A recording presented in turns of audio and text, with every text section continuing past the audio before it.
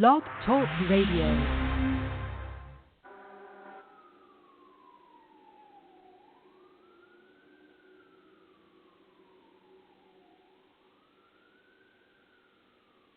Hello, everyone in the franchise world. My name is Paul Segreto, and this is Franchise Today. Having a little technical difficulties today with our opening jingle. It looks like it's playing in the background, and yet I don't hear it. So anyway, it is Wednesday, October 4th, 2017. I'm reporting live, of course, from Houston, Texas, and my co-host, Stan Friedman, relaxing on vacation, yet still here today. What dedication and commitment. Stan, great to have you today. Hey, man, great to be here. I just heard a little bit of a siren instead of Eric Badland's Booker, and I was wondering if somebody was chasing you or Sam or who, because the only thing I hear in the background, here are the waves lapping against the beach here on beautiful Sanibel Island. Yep. All right, rub it in. I just spent 30 hours from hell flying out to Colorado Springs, got there 2 a.m. Monday, got back last night 1 a.m., great meetings, great events last week. Of course, we've got to give kudos to Lane and Lane Fisher and Brad Fishman, another great springboard event. Loved listening to Leroy Raffle, co-founder at Arby's, really give an inspiring speech. I thought it was just a great event, and of course, I left there and spoke at the New England Franchise Association meeting last Thursday. I want to thank everyone there. It was a very well-attended event, and as I'm traveling for one, Stan, you're relaxing. I'm doing that, Paul. Long overdue. And listen, Jessica Perper, and the entire Fisher and Zucker team, they all get high fives because Lane and Brad get to stand up front and make it look easy. But, I mean, Jess and her team are the people who put all those franchisors and suppliers and participating sponsors in chairs. And that was by far the ultimate springboard event in terms of size. And I think in terms of quality. In fact, we'll talk a little bit with Sam in a moment or two because he played a role in this year's event as well. But I just think this year that they hit a new watermark, Paul. This one was and I think, too, it wasn't just emerging. They've taken it to a new level with emerging and re-emerging, which made for what a powerful story from Leroy Raffle, because I never knew that Arby's went through what Arby's went through to become the giant that it is today. But his story was so tied into what everyone was at this conference for, and what humble beginnings that brand came through to become the legend and the iconic brand that it is today. Yeah, and I got to tell you, I hadn't been to Boston in many years, and Mr. Raffle had mentioned that him and his brother went up and tried to talk with the owners of Kelly's, a roast beef restaurant up there that I didn't know anything about. Well, sure enough, as I got to Boston and looking for a place to eat that night, there was one of their restaurants right there on the corner. And I said, well, let me give it a try. I got to tell you, I'm glad Mr. Raffle and his brother got the door slammed on him because I was not impressed. So anyway, it's funny how this all works. But let's move on to. I definitely want to bring Sam on quickly today because we've got a lot to talk about. But I do want to mention again, thanks for everything that went so well at Springboard next week. Leadership and Development Conference. Stan, I know you're playing a role in that. Again, why don't you just give us a quick oversight on that, and then we'll jump into today's guest. And listen, my role is marginal. We just have fun. We sponsor the conference app, and we're exhibitors. So that's my favorite conference of the year to support as a sponsor because it is so focused on what has always been my grassroots, franchise development. And so update whether you're a franchise executive that's just getting started in the business as a franchise salesperson, or if you're heading a team of development people, or if you're the franchisor looking to understand how and where to better spend your money to market for new opportunities and the best way to manage them, this show is all about nothing but those things. It's all about the generation and the management of leads into opportunities and opportunities into closed businesses and getting units open. And my favorite, because it is a laser point on a pen, Paul, you can't have a more targeted conference that's going to take deep dives into a single topic than the Franchise Update Fall Leadership and Development Conference. And here it is on our doorstep, just 1 week away. Absolutely. So I want to get into the meat of today's show, which we've titled EBITDA, the most powerful acronym in franchising. And I think the timing of this is so appropriate coming out of the Springboard Conference. You know, Leroy Raffle, the co-founder of Arby's, said, you know, franchise success is entirely dependent upon franchisees making money. I don't think there could be a truer statement. And also I want to go back to a quote that I heard Ron Feldman say 3 years ago at Springboard when he was, I joke with him and I say he was lecturing the emerging franchisors in the room, and he really was, but it was sound advice when he said, why would you think a franchisee should invest in your brand when your own balance sheet wouldn't even qualify you to buy a unit in your own brand? And with that, I would like to introduce today's guest, Sam Ballas, the CEO and President of East Coast Wings and Grill. Sam, welcome to Franchise Today. Hello, Paul and Stan. Good to be with you guys. Always good to be with you. It's great. Sam. Yeah, and it's great having you, Sam. I know you've got a very busy schedule, so I'm really appreciative of you being with us today, and especially coming at a Springboard where, you know, so much emphasis was on the financial aspect of sustainable and sensible franchising, which, of course, Franchise Today is all about. And before we get into that, as we do with all of our guests, we'd like you to take us back as far as you'd like. As Stan said before the show, you know, none of us woke up one day in an early age and said, you know, I think franchising is the way to go, and that's what I'm going to trek towards. So why don't you go back as far as you'd like, bring us up to date as to, you know, where you are today. Sure, and it's a really neat story. I grew up in a Greek immigrant household, and restaurant touring was what my household did, the whole family line. I mean, it's kind of like you watched my big fat Greek wedding, you know, where he's introducing, and this is my cousin Paul and my cousin Gus, and here's cousin Paul and cousin Gus, and here's cousin Gus and cousin Gus. Everybody in my family line was a restaurateur, whether they were uncles or cousins or what have you. So I spent a lot of my life in the restaurant from 12 years of age, and fast forward that, I was the first in our family line to be educated beyond high school, and into college I went, and I was fascinated with numbers. I remember my first indulgence to EBITDA research was when I bought, as a sophomore in college in 1985, I believe it was, late 85, MCI communication stock. With what little money I had, a few $100, I think maybe $500 or $600 I had saved up work at the restaurant during the summers, and that made a lot of money for me back in that day. So I came out of college fascinated with numbers, and told the family line that I was not going to pursue the restaurant heritage. I was going to go into the financial arena. So my career path has been really unique and blessed at the same time, because it allowed me to get into the ground up of the financial arena, beating the streets, you know, annuity sales, mutual fund sales, stock brokering, stock jockeying, whatever you want to call it.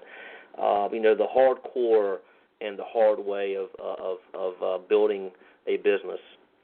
And from that, I pivoted into some syndication work with some investment banking.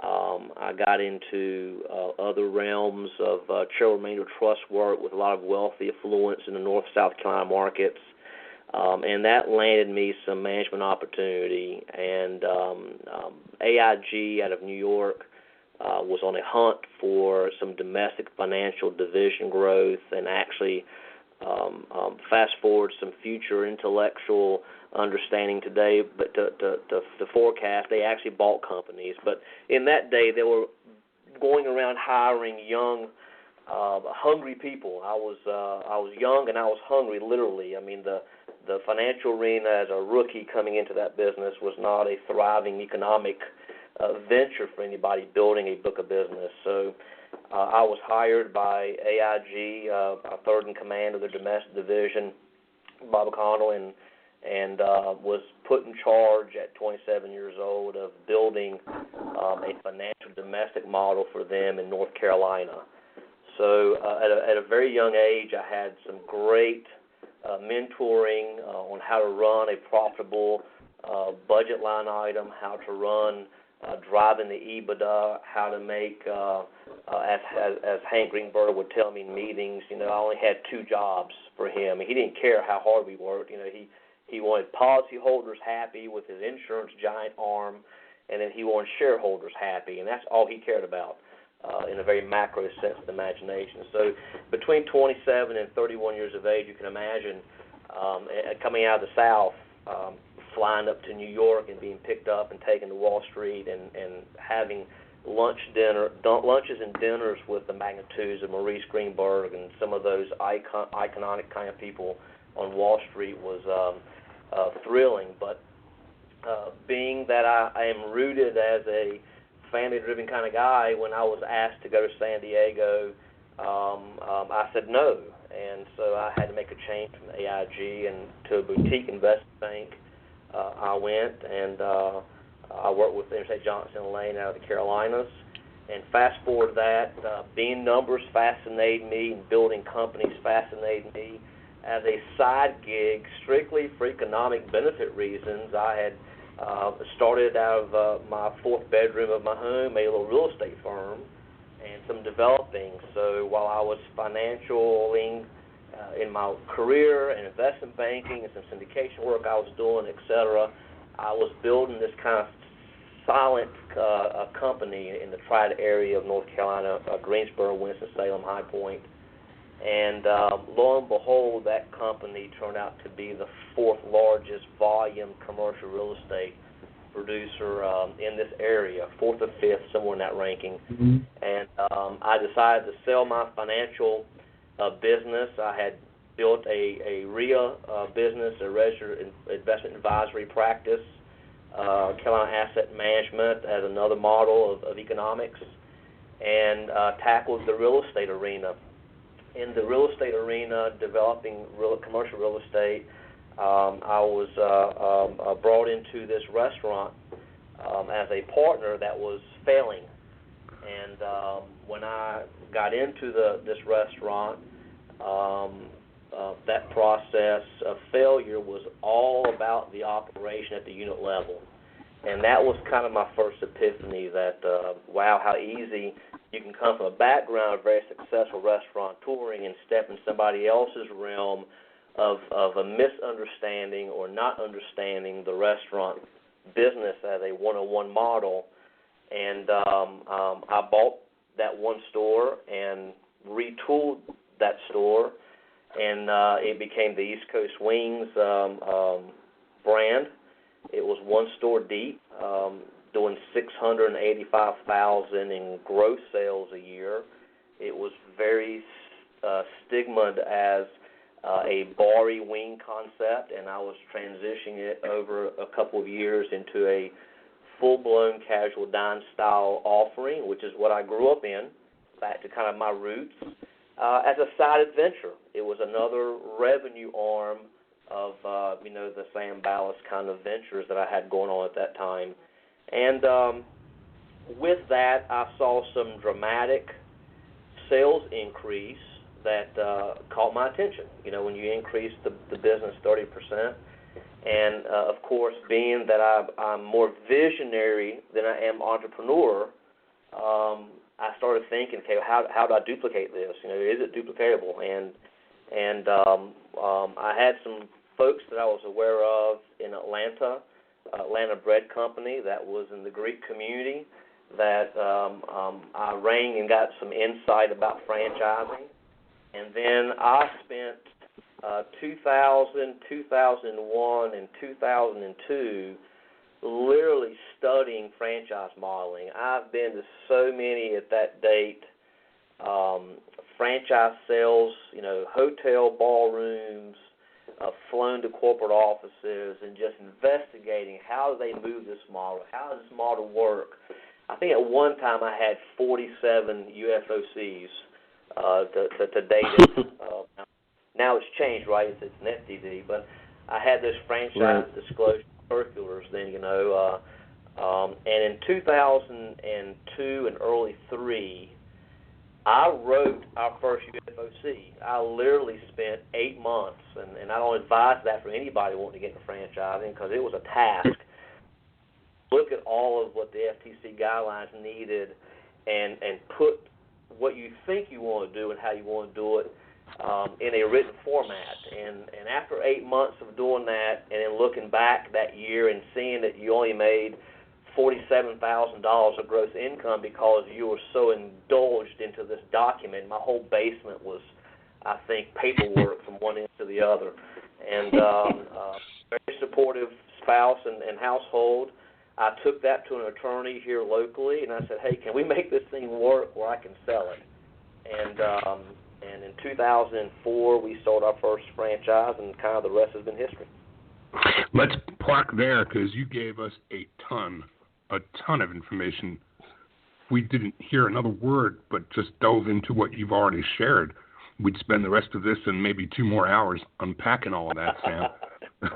And I'm telling you, I've known you from the beginning of time. I mean, I was at Wing Zone in those years that you were giving birth to East Coast Wings, but I've still learned a ton about you in the last 8 or 10 minutes. The number one most important thing I think I've learned is I had no idea you were Greek. And, I'm thinking that southern accent of yours, I just never associated it with Greek. But I do have a trivia question for Paul. A trivia question for Paul, and then we're going to dive into the real meat of today's discussion, but we just have to get one more lighthearted thing out of the way. So, Paul, Sam has made it real clear that he's been in the food business, but, numbers and money are really his passion and his core competency. Sam shares something in common with someone else in our business who is all about core competencies in wealth and money and finance, and that being Ron Feldman. What else do you know that Sam and Ron Feldman might have in common? And it's the driving force. Well, I only know this because I saw it on Facebook the other day. They both have the license plate EBITDA, although I believe Sam probably parks a lot straighter than Ron does. Yeah. And I had mine first. Yeah, and I bet yes, yours you is did. That's what I heard. I'll bet yours too is on a pricier piece of automotive machinery. Well, it's all relevant. Guys, the journey with franchise and the beauty of this franchise model and this, franchise model is not an industry, right? It's a business model. We refer to it as an industry because that's what we do for a living, right? Coming from a financial background, a real estate and developer real estate background, which I still own the firm, that's not very active today because this is consuming, of course, 100% of my time. I have seen so many associations, so much relationship builds and not builds. The beautiful thing that I was introduced to, Stan, you mentioned how we first met. It was actually at the IFA Super Session in L.A. on top of the Standard, where I met Stan Friedman for the first time, communicating about wings and having some discussion. But, you meet people that are givers, not only takers. And, Ron is definitely one of those people that has become a good friend of mine in this business. And, you mentioned Springboard. I mean, wow, that didn't exist when I was coming, into this process. I was very fortunate that I seeked out the IFA and chased down their conference and went, I think, Palm Desert 12, 13 years ago. It was my first IFA that I went to. And I was very fortunate on the second IFA that I went to be introduced to the late Fred DeLuca and actually had him send me some information in probably a couple dozen times in my first 4 or 5 years of franchising. I've made some great friends, but, Springboard, what a terrific event. And this year, as you guys mentioned, it was a special event because in the initiating of Springboard as a conference, Lane and Brad had asked me, as well as some other people smarter than me, to be on their advisory kind of committee on how to put this thing together 5 years ago. And Lane and Brad are notoriously give-back people to this business, and it's benefiting a lot of people. Wow, the first year it was 160-some people big, and now it's over 400 to almost 500 people big this year. But the key is, this year they really want to do something different, and it boils right into your podcast today. They wanted to knock down some macros of what really emerging brands deal with, right? And the biggest thing that I dealt with as an emerging brand was how do I find the money to grow? How do I take systems and find systems to grow with? How do I move those systems to a unit-level scenario? And really boil it down to the franchisee success process. And in with IFA in D.C., we sat down and we came up with the idea with the help of Joe Dunn, which I thought was a brilliant idea. Why don't we find a real company to use? Somebody that had an inflection point in the time that they've been developing. And we thought about that before, John Tezza, who's terrific and the chairman of the conference 2 years in the making, brought the inflection point chart up on the screen. So, and lo and behold, it turned out to be, looking at me and saying, "Hey, Sam, how about, your company?"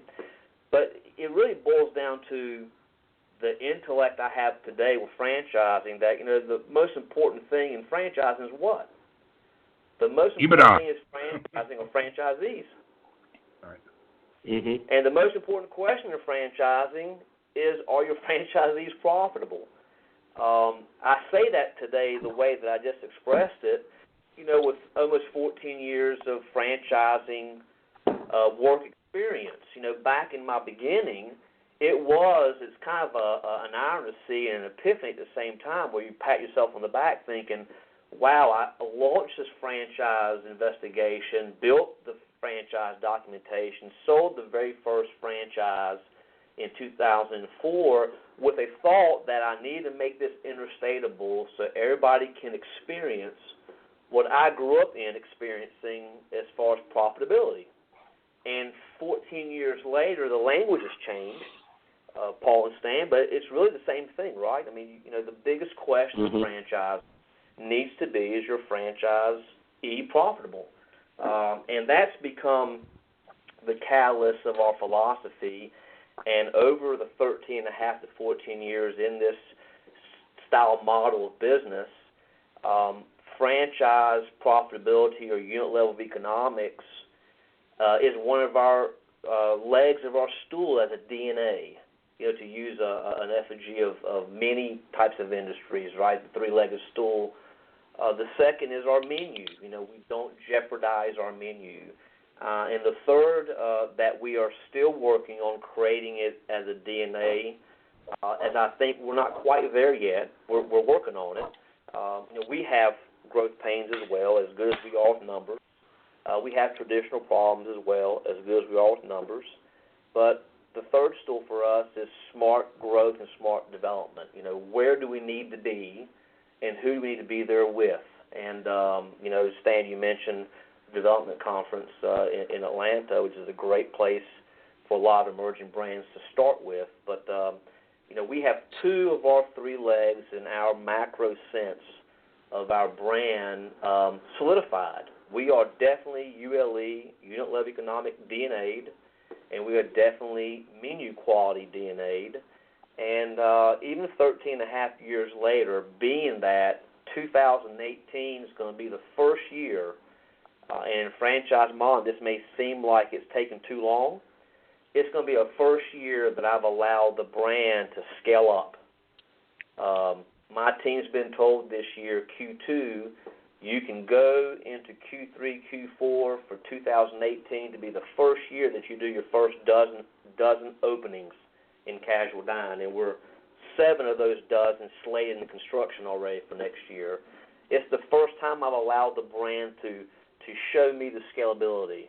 So not that it's taken us so many years to get it right, but there's a lot of testing and retesting and pivoting to make sure that if your DNA is going to be ULE and to solve the $1 million question, you know, what's the most important thing in franchising, which is franchisee profitability. And I've gone back, guys, and tried to test myself. Have I taken too long to do this foundation structure the way I want to do it? And I can't find any way I could have done it any faster with what we want to do and how we want to do it.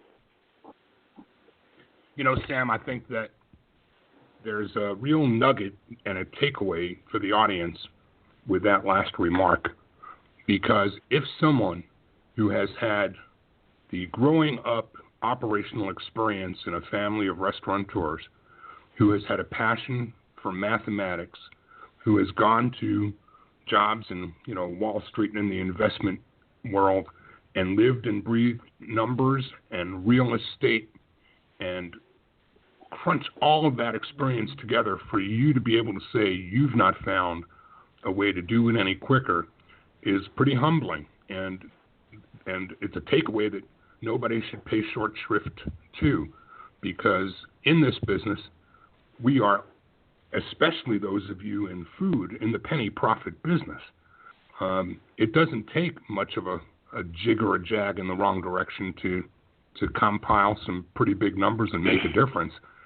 So the due deliberation that you're talking about is something that I think is important for especially emerging franchisors to take from this.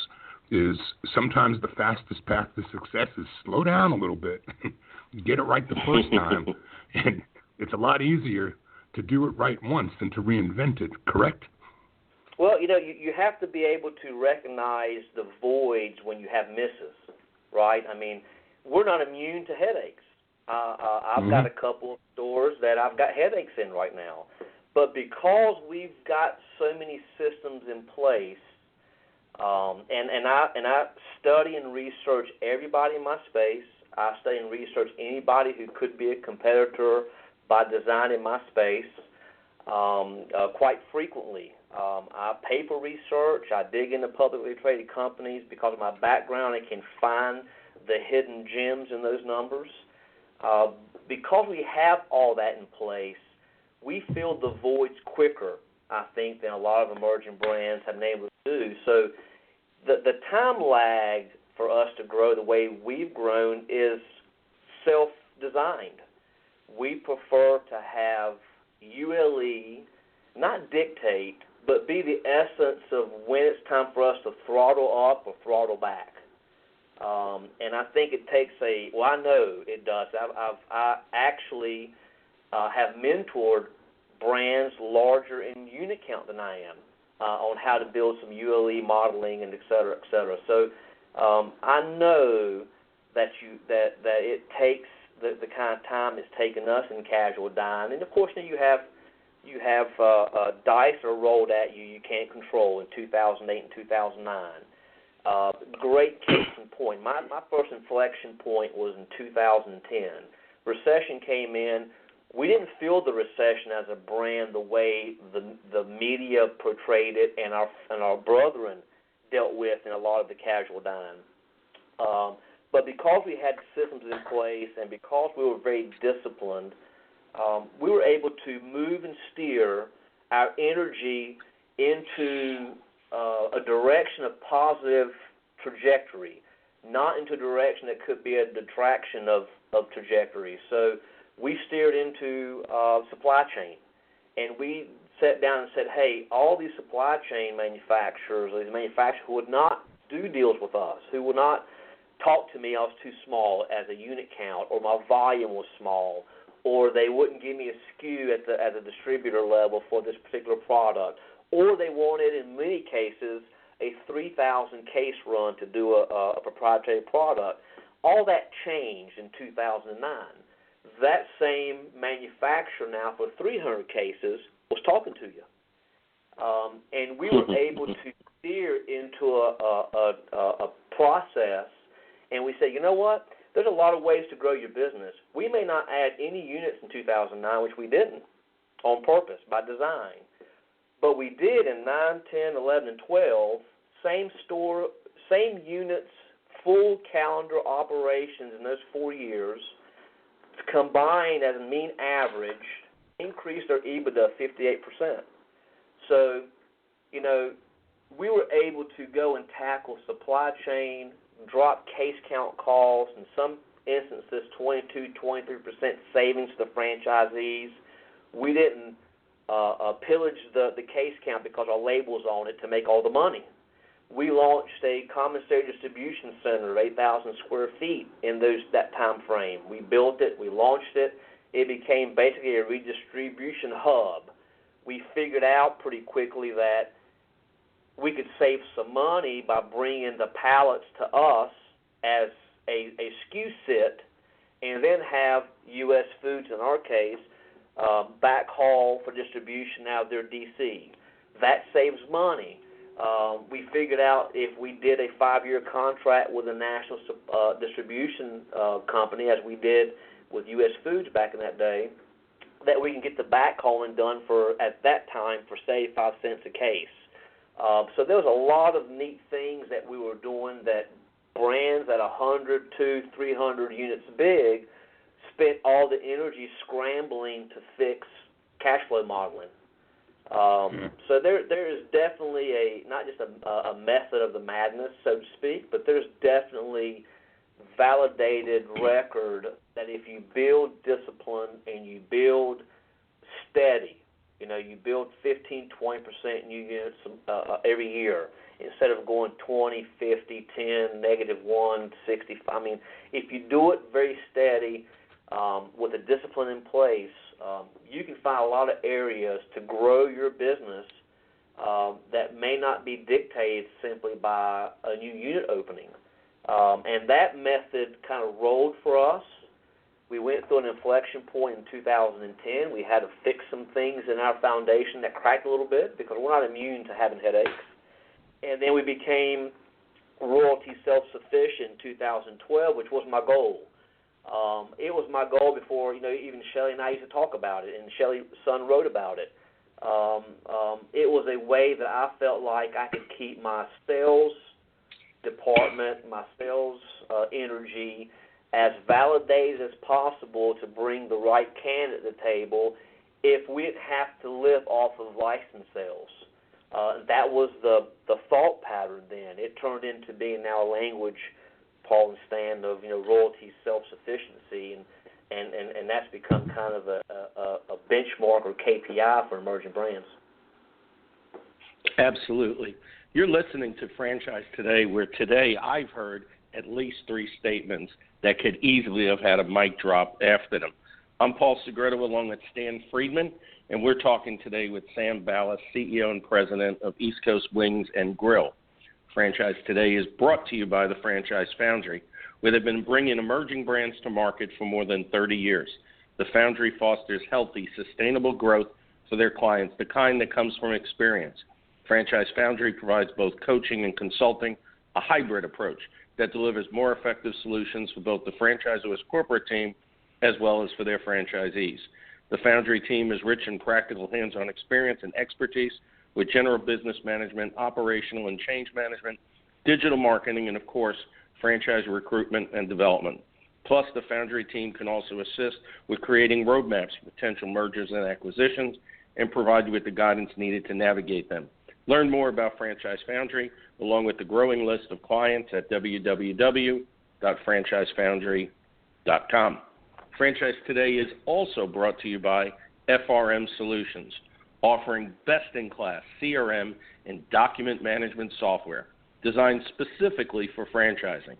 FRM empowers real-time business intelligence, communication, and collaboration between all members of the franchisor's team and prospective as well as existing franchisees. This enables you to simply and seamlessly track, access, and manage all messages to and from prospective and existing franchisees, including text.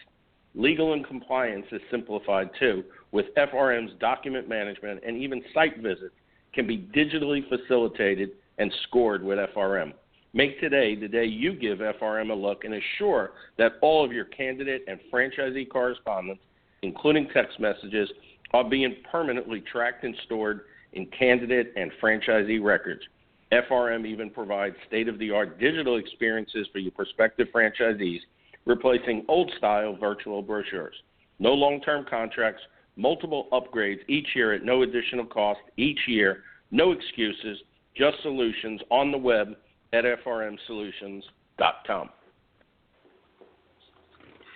So, Sam, what a great foundation you've laid and given us just a wealth of information on the building blocks and the foundation that East Coast Wings has been built on.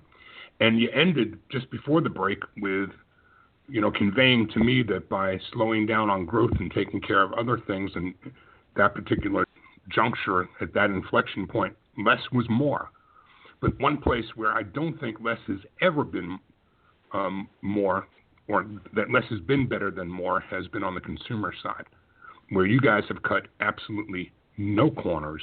So let's talk a little bit about the brand experience and what it is that makes East Coast Wings the choice and favorite of your consumers who keep coming back for more. Let's talk about the brand. So, the brand in its infancy was a very traditional, for the Southeast speaking, a very traditional wing joint where you came in, you got wings and beer. Not a lot of food offerings. So the background of my family upbringing at the restaurant business had diner in my head. So I instantly improved on the menu, expanding the offerings. And some point in cases, as we went through growing pains, we had gotten to as high as 98 items, which was way too many items for a casual dine. And we've paid our tuition with those misses. And we've consolidated our menu. But the one thing that I think was unique with me and the brand and my team early on is that we were preaching in our building that our brand delivers a dining experience. That's what we do. We don't do wings. We are a dining experience, casual dine. And if you want to have a dining experience and casual dine that was more family-driven and sports bar-driven, come to East Coast Wings initially, and then it became East Coast Wings and Grill as the brand evolved with that thesis. So our brand's delivery was a dining experience. That's what we talked about. The tools of that experience were the unique ways we did our wings, right? There's not very many brands, if any, in the country that I'm aware of, maybe a few independents here or there in spotty parts of the country, meaning that some maybe in Ohio, some in California, some in New York, in certain spots of the country. But no national brand that I'm aware of does the wings how we do them, where we're able to provide a variety of flavoring at a heat index of 8 levels.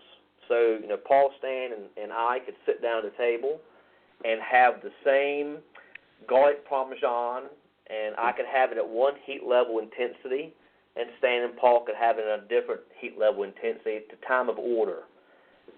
It is a process that we worked on in 1999, and it took us until 2002 to figure out how we can create this differentiator for the wing space where the variety of flavor sustained and the heat didn't take over the variety of flavor. Now, there are wing concepts out there that have the same flavoring of wings that we have. And if you go and eat honey barbecue wing with me or honey barbecue wing with a competitor, you will find a distinctive difference. In some cases, that wing at a competitor will after the second or third wing of maybe a 10 or dozen of wings, will take over, the heat intensity will take over the palate. We didn't want that. We wanted you to go through the heat intensity through the majority, if not all of the wing order, and sustain the honey barbecue palate. It took us 3.5 years to figure out how to do that a certain kind of way, and that now has become proprietary to the brand. Then we figured out how we could do that to order. So a table of 4, 5, and 6 in a ticket time that would be competitive with any competitor, we could mix that at time of order. It's very unique, and it was the first hook the brand had as we started expanding through the franchise model that intrigued new markets we would enter into. They would visit because of the hearsay of this ability. And then from that ability, because of my background in the family restaurant business, they then realized, oh, we're just not wings and Bud Light. We are wings and wraps and burgers and salads and appetizers. And because of the Greek restaurant touring I grew up in, I was taught everything needs to be made from scratch. As a 7-state chain, anybody on the podcast will agree and understand you can't do everything from scratch and expand this kind of way. But we do a lot from scratch. In the early stages, we did most everything from scratch, and then we kept the things from scratch that we thought we could sustain as we started to scale up. And the things we thought we couldn't sustain quality, we just got rid of, or went to manufacturers in 2009 and 10 and had them make us something to our specifications that we thought had a quality taste. And that was our second hook of the brand with the consumer base. It was quality stuff. We were hand-patting our burgers until 2014. Our burger sales have increased so much, we could not sustain the labor to hand-pat every hamburger through the restaurant. So we went to some manufacturers. We spent corporate dollars, and we bought and die-cutted our stamp cuts with the understanding that you have to stamp it fresh, cryovac it, and send it to me. No frozen protein except the boneless wing, and I've got a whole thesis for that, is allowed in our stores. So it has to be fresh. We negotiated our chicken suppliers in specific strategic territories that we knew we could stay inside a 10-day from kill zone to consumer to be fresh. So that was our second hook. And then our third hook is happening now. Our last inflection point we're going through now that we're wrapping up, and it's ironic, they did this at the Springboard. Nobody knew it was East Coast Wings was the model group exercise, right? So it was neat to sit in the back when the teams were delivering their presentations, and most all the teams hit, that this brand needs to have craft beer pushing. Well, we started that push in January of 2016. It was nice to see all this intellectual capital beyond just my team talking about your brand and giving advice to Rocco Shelley and Charlie Chase, on what they need to do to grow this business, right? And some of the things they were saying, which I ran out of time when I tied it all together on stage, to give kudos to some of those young emerging brands, that they hit some of those marks dead on, that we were actually coming out of our third inflection point. It was ironic at the Springboard that the inflection point that conversation grew day 1 to day 2, and how it tied together perfectly with what we decided to do by using a real franchisor in the period, and not give them some certain material to make that brain power work in a period that was an inflection point there, not knowing that the inflection point process would be part of the Springboard conference. So that was really cool. Very interesting. Certainly, I don't think it was ironic at all. I think it played out extremely well with some very extremely intelligent people sharing their experience. So we talked about, the numbers. We talked about processes. We talked about, taking advantage of a down period to improve your business. I remember as 2008, 2009 was unraveling, so many franchisors were talking about improving operations, but very few actually did. And obviously, East Coast Wings and Grill is definitely reaping the benefits of that exercise at that time, or as you had said, you paid your tuition, which I thought was a great analogy to this. So we've got all of this in place. You've gone through the inflection points. You've perfected the processes. You have that high quality. You have a differentiating point, which, of course, is very, very much important in any emerging brand coming in, especially being in a competitive space. So now let's talk some, Sam, about, franchise sales and development. What are the types of individuals that you are looking for, especially since you have such a, I guess lack of a better word would be perfected system right now, and obviously, as you should, have a very high standard level that you want to continue to achieve. What type of individual are you looking for your franchisees? So as I stated a few minutes ago, that there's a third leg of our stool that I'm trying to get from an essence of accountability to form habits, and those habits then form some style of culture. And then I take it one step further. That culture in what is a foundation in my mind needs to turn into DNA of the brand. It needs to be part of the blood flow of the brand. And that third stool is, of course, smart growth and development. So we sat down in late 15, and as I said, you're always learning. As good as we are, there's still room for change and growth. There's still room to pivot. The key thing is that if you've built enough systems, steering the pivot is faster than not having the system to recognize it's time to steer the issue. So I found that my brand, in order to be ready for the scale up that I want in 2018 going forward, in a period of time that nobody is really scaling that much in casual dining, right? There's not a lot of scalability in casual dining. Usually bad press after bad press. I went out and decided that I needed to bring a second tier of franchise operational and development intellect. And it's funny, Stan, you mentioned Ron, and I conferred how close I am with Ron and some of those other guys in this business. Ron went to my ear in multi-unit in Las Vegas in April and mentioned to me that there was an individual who was on the street looking for the next diamond in the rough, so to speak.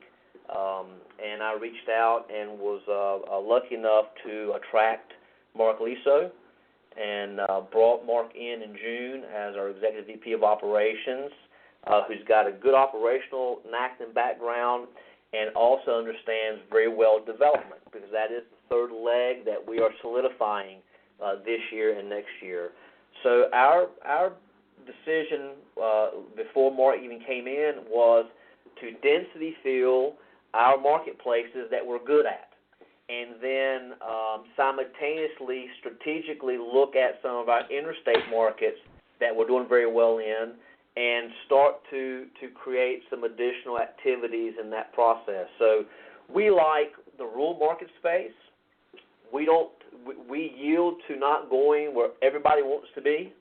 I'd rather be 2 miles down the street and let my food and my dining experience, which is what we do, attract you to drive the extra 2 miles. We have no problem with that. We have no problem with competitors coming around us. We have validated track record and historical data that shows that doesn't bother our growth process. So we then moved our focus to what a lot of franchise modeling was doing after the recession, and everybody was going after that multi-unit conglomeration, 40 of these, 60 of these, 20 of those. Can I add East Coast Wings and Grill into the diversification process of their portfolios? We have since shied from that.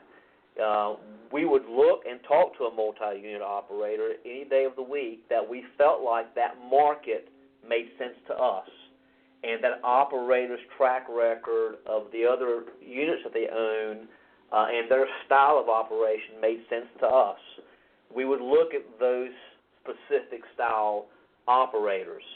But I'm just as happy in getting a Brent and Sherry Weaver, which are some successful husband and wife routine multi-unit franchisees that started with one unit, now they own three, into our system and let us teach them how to follow. Ultimately, not to cliche what everybody says about the perfect candidate, I have one macro word: they've got to be coachable. They've got to be coachable. There's never a right and specific route you're going to run on the offense because the defense is going to change on you. They've got to take coaching. And any headache that we've dealt with in our historical data of our brand has been a failure of gapping coachability between our support center and the unit level. And as I said 20, 30 minutes ago, we're not perfect. We make errors too. We pay tuitions every month. We sit down and recognize what tuition we pay this month that we got to correct next month. The key is that you learn from that. But I'm looking for people that fit the market demographic that we want to be in and that are coachable. We have every layered system that a brand up to 300 units would have in place. And in some cases, those size brands don't even have. We put Buxton in place at store count 27, I think, in 2015 it was. We paid the money to have Buxton in place so we can understand exactly how those markets would act and not act with us. And we're a year and a half into the relationship with Buxton, and we've just now gotten that platform operating in the efficiencies that we want to operate in. And some of that had to do with us going through a learning curve.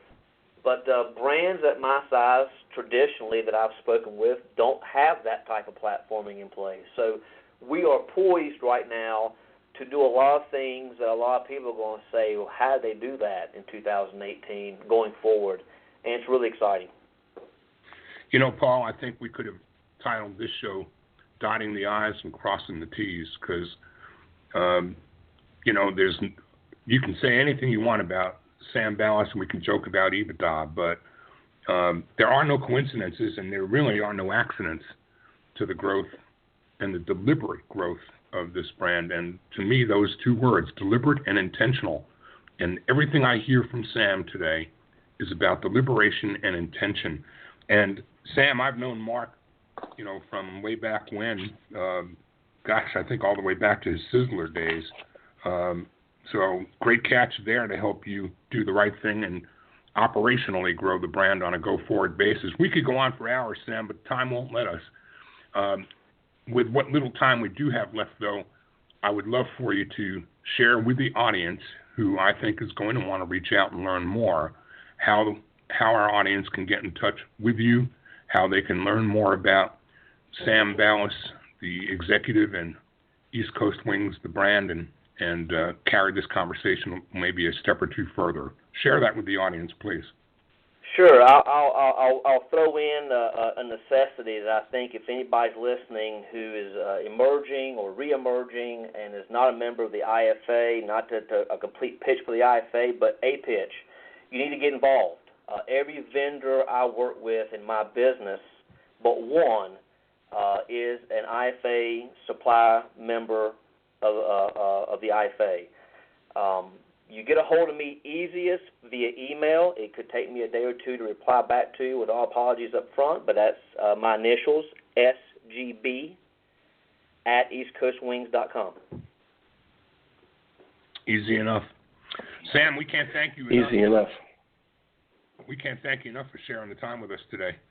And I feel like this is a conversation that we just scratched the ice on. We probably could continue this, Paul, and we should. What do you think? Oh, I absolutely think so. I took so many notes and thought of so many things and so many other things I'd like to ask, and I know our loyal listeners would love to learn. Sam, I really appreciate you taking time out of your busy day to be with us today, but more importantly, I really appreciate the fact that you're giving so much back to franchising in so many different ways, and for that, I give you a sincere thanks for that.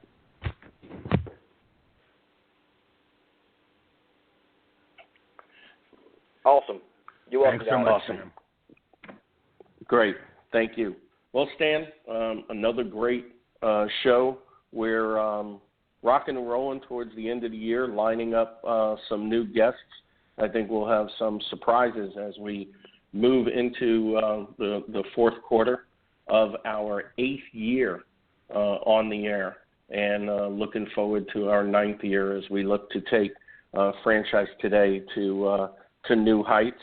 I'm sure we'll be seeing many of our listeners at the upcoming events, you next week at the Leadership and Development Conference, and then right after that we have Franchise Expo West, we have the Emerging Brands Conference, and some smaller conferences here and there. If you're not already a member of the IFA, as Sam has also promoted as we do, now's the time to get involved. Join in, and then we'll be seeing you in Phoenix after the first of the year. Also, if you are an IFA member, hey, take advantage of the FBN meetings in your marketplace. I had an opportunity last week at the New England Franchise Association meeting, which is the New England FBN group, and really a great sharing of information, and I know I took a lot away from it myself, as I do all the time. So as Sam said also, we're always learning. It's the only way we continue to grow. Stan, you enjoy the rest of your well-deserved vacation, and we'll be back next week. Until then, my name is Paul Segreto, wishing you the best, the very best, in this great thing we call franchising, and Franchise Today is out. Franchise Pros, Stan the Man, Paul Segreto. Time to show you the way of franchising today. Hey, do you possess the spirit of an entrepreneur? Wanna lay your business plan down like a rug or a floor? Or maybe you have a dream of opening a chain of delis, or whatever passion lights that pilot light under your belly. Or do you want to start a business, fam, using the proven trademark from another brand? And grow together and expand like a rage of fire, from a single to a multi-unit empire. Well, pay attention to this podcast that you hear and streaming in HD to fine-tune both of your ears. And Stan and Paul lays down the law. Whether you want to be a franchisee or a franchisor, it's all about sustainable growth, the sensible franchising, proven concepts, the smart enterprising. So use your left and right side of your brain and absorb this knowledge here, franchising today. Badlands, baby. Franchising today. Sustainable growth, the sensible franchising. Franchise today. Sustainable growth, the sensible franchising. Franchise today. Franchising today.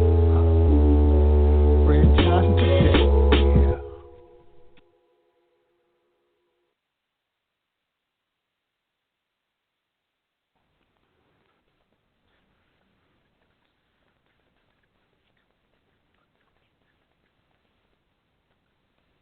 When you're part of a military family, you understand sacrifice and support. At American Public University, we honor your dedication by extending our military tuition savings to your extended family.